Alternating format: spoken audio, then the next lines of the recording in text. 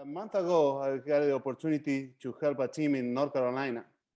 And so to help this couple, this team, what I did, I organized a training. And on that training, in that week, we see a lot of people coming to Christ. And before that, we saw some people getting baptized. Some Spanish, we were focusing in the Spanish community. Some Spanish people, like 3, got baptized immediately. And then what happened is that we went out in the harvest and we found, when we describe the person of peace, that was the person of peace. That's the manager of a trailer park. And so she got saved. Well, she was saved, but she got on fire. She said, I want to be disciple. I want to be disciple. So a month later, these people that they're still discipling, they say, well, it's getting cold outside because there's a church outside. And now we can use my office. We can use the facilities here. Plus, she is leading now the 3 in the trailer park. And and the other people there, they encouraging the brother that start, Miguel and Paula. And what happened is that they keep on telling them, don't get discouraged. People are going to come. More people are going to come. And we're going to reach all the neighborhood. We need Jesus here. So it's very excited to see that, like we went out to encourage the brother and help him in the harvest. And suddenly they were the one finding the person of peace. They were a little discouraged before because of bad experience, a house that they start and then it died, it closed. But now they're on fire again and moving forward with not only that house, but a couple more houses that they're following up already a month from that. And when I was there, I have a friend in Florida that we were going to evangelize, and he followed up. When I left, I called him, hey, can you follow up here and here?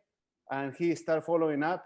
And tomorrow we have a couple of baptisms from those follow-ups, and I already connect to the people. I start following up again, and so we're trying to find a way to evangelize the Spanish neighborhoods in the community. So God is definitely moving in the United States, baptisms, repentance, and like new homes. Also, I talked to a pastor friend that I went to the church before I started, made the disciple making movement. I was trained. Before I was trained, I was going to the church. I learned a lot from him.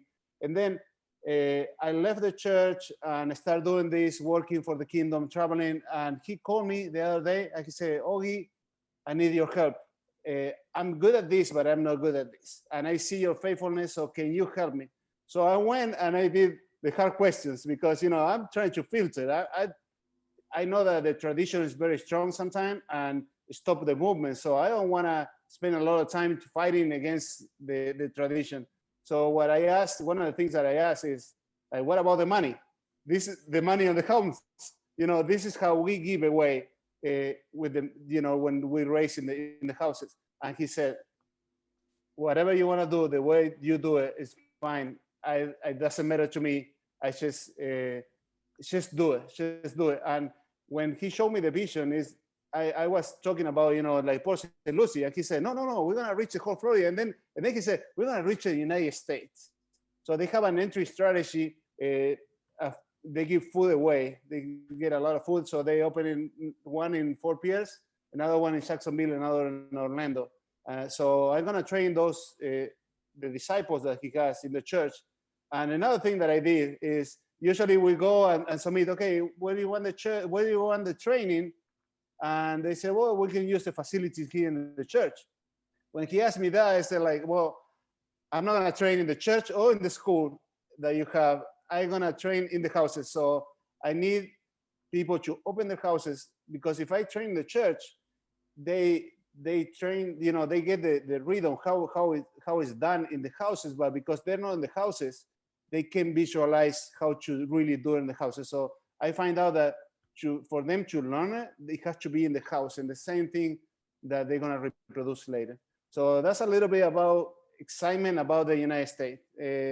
I think I found the pastor of peace, and it's hard, that it's hard, but I think I got it. So I'm excited about working with him. He's a pastor from a friend from South Africa. So, Oggie, what's happening outside of the United States? I mean, you've been restricted to home and Zoom, but what are you hearing about what's happening in the field? Well, a lot of things are happening, and I escaped last week. A couple of weeks ago, I escaped. I went to Guatemala, so it was amazing. But not every place is open yet. But we're still seeing a lot of stuff. So in this time of the COVID, we see people really get ownership. Some people stop doing, and some people get really the ownership of the work. And that's one of the things that is happening in Venezuela. So this team is doing amazing, and it's going in the good in a good track. You know, it's going step by step, but we're finding out some key things. In the beginning of the year, no, in the end of the year, we mobilized a disciple that was in Colombia to help the team in Venezuela. A disciple, a young guy, 24 years old, very fruitful, and he is the only illegal guy in Venezuela. We took him, you know, and so he went, and he, you know, and then they stole the passport from him when he was there, but he's still there.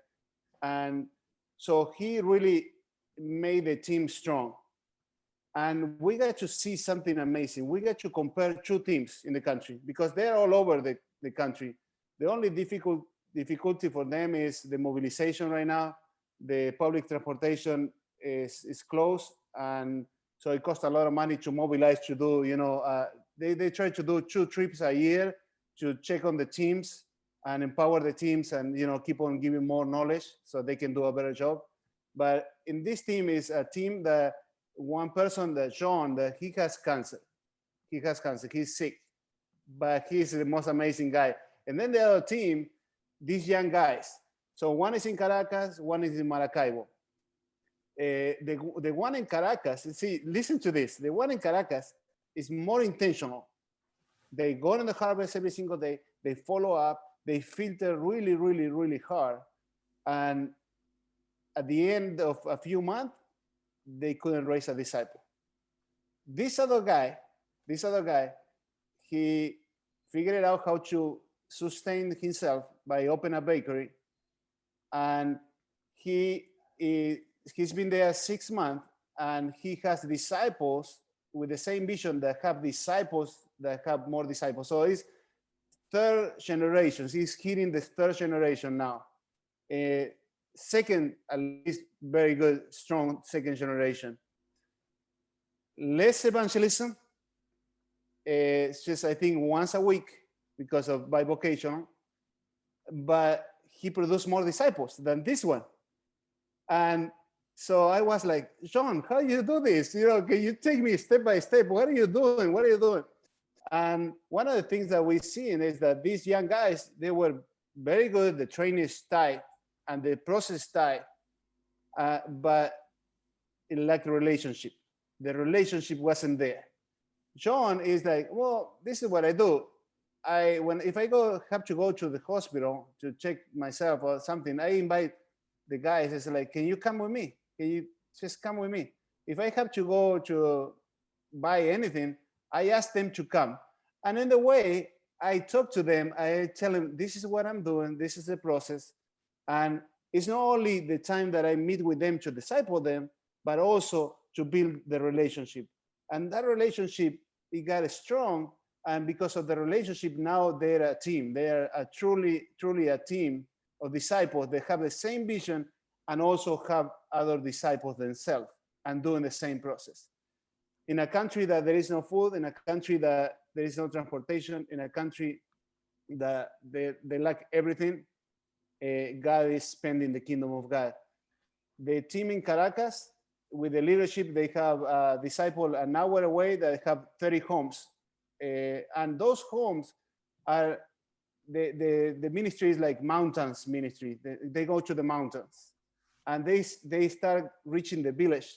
And when they got the training a couple of years ago, they said, this is what we need because we can't go to the mountain every single day. So we need to raise leaders to do the same. And this is the most dangerous part in Venezuela. They killing people every single day. That's the highest number of killing people every day. And the drug dealers and all that, they told them, oh, you guys are welcome here. You can come anytime. So they got the support from the drug dealers. So we have the team in Caracas, we have the team in Maracaibo. Relationship, Steve. Relationship is the key factor in a movement. If you don't have relationship, you can know all the tools, you can have everything in place, but it's not going to work in the end because something is going to happen and I'm going to do something else because there is no that connection. That's what we're learning. Plus, we are learning that anybody can do this. Venezuelan team can do this. And one of the things that was happening is if they get a job, they make $6 a month. So now everybody in the country is turning to be an entrepreneur. How do we make money? These guys, they come out with, if they bake bread and they sell it, they can maintain themselves. So we have a missionary house. We call it missionary house. It's a house that focuses in enriching the neighborhood. One in Caracas and one in Maracaibo with John. And both are autosufficient. They producing, they're like baking bread, selling, and with that, they're maintaining, sustaining themselves. So by 2 weeks, God willing, we can have some more funding to start 2 more. And the idea is to get some money on the side so they can be auto-sufficient in multiplication also, not only in maintaining each house. But that's where I think that in the next few months, we're gonna see a lot more houses really auto-sufficient, focuses in the work and multiplying themselves. And why my heart is in Venezuela this year? Because I ask a lot of people, how do we mobilize Latin Americans to the end of the world? And you know how many answers I got? Zero answers. They couldn't figure it out. The American system of raising support is not gonna work there. And if you think that the churches are gonna help in Latin America, well, now the churches with the coronavirus, they're struggling too. So they're not gonna help. Last year I went to Barcelona and I went to a Venezuelan restaurant. And when I asked with the lady who was serving, she said well, I got here a few months ago and we're blessed in Venezuela because they give us a red car that we can go work when we come. But I was like, okay, that's great. But my light didn't turn on until I went and I started talking to a lady from Colombia that is in Venezuela, is in Spain. And we were talking, about discipleship. She's part of the team. But one of the things she was upset. I said, what happened? No, these Venezuelan guys, she said, they come here, not only they get, they're allowed to work, but the government help them with food and with a place to stay. And my light went yes, this is it. If we can sponsor some team from Venezuela to go to Spain, and this lady, she's willing to receive. She said, send as many as you want, and they can stay with me a couple months. So we are bivocational sending entrepreneurs already there, and they're gonna be learning entrepreneur in the missionary house, entrepreneur things, not only bakery, but how to grow vegetables and raise animals.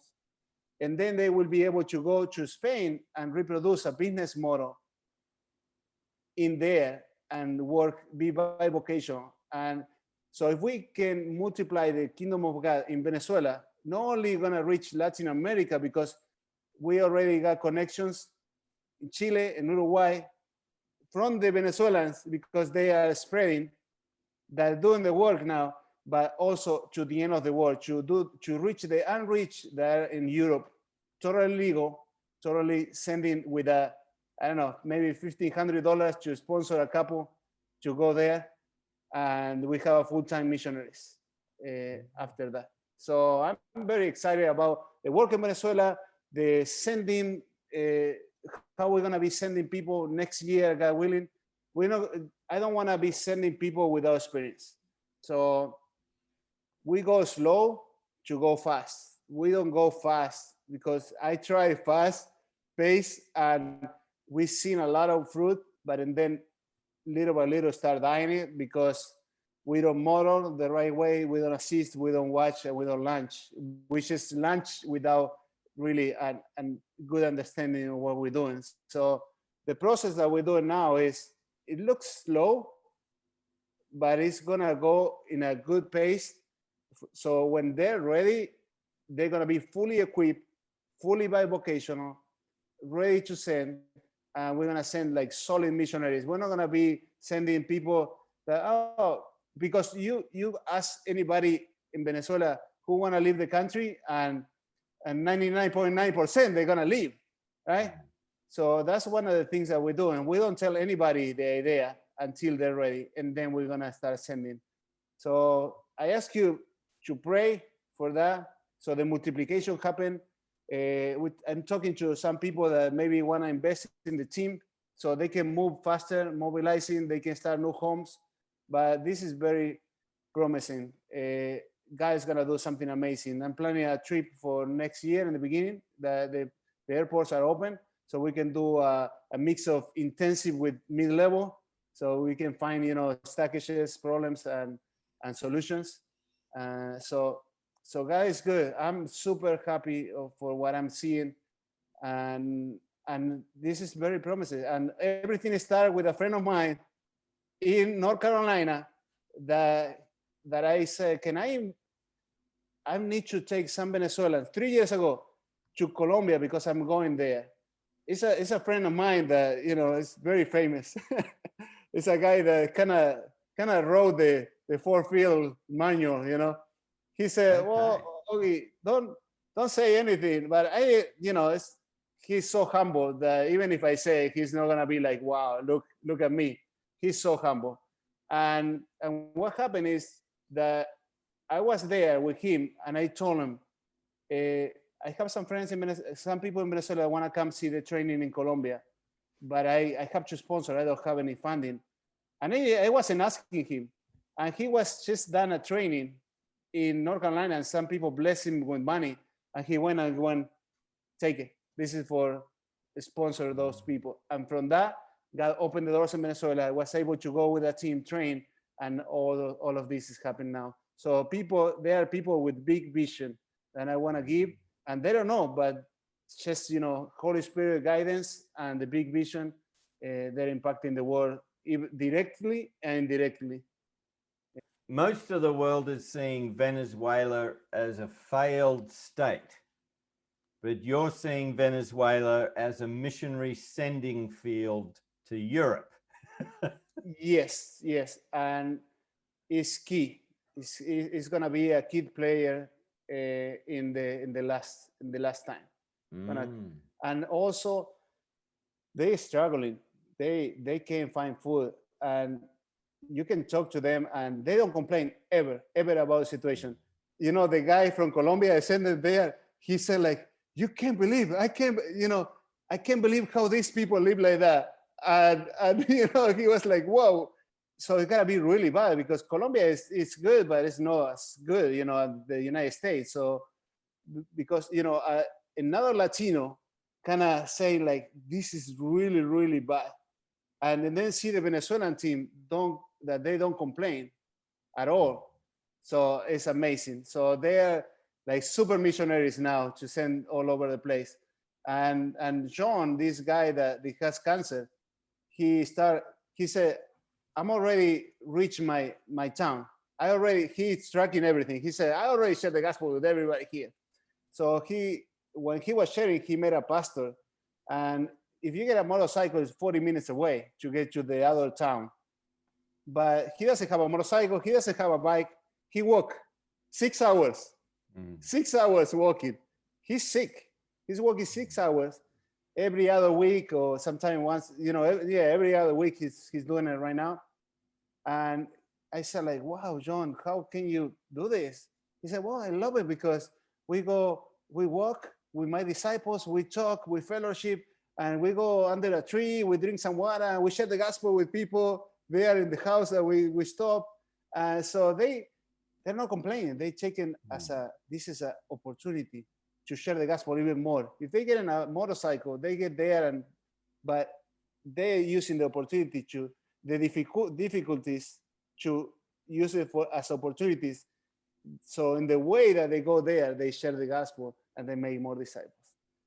So, man, Steve is excited, and so to see the heart of God, to see how humble they are, the passion that they have, and finding those key ingredients for movement, it made me excited.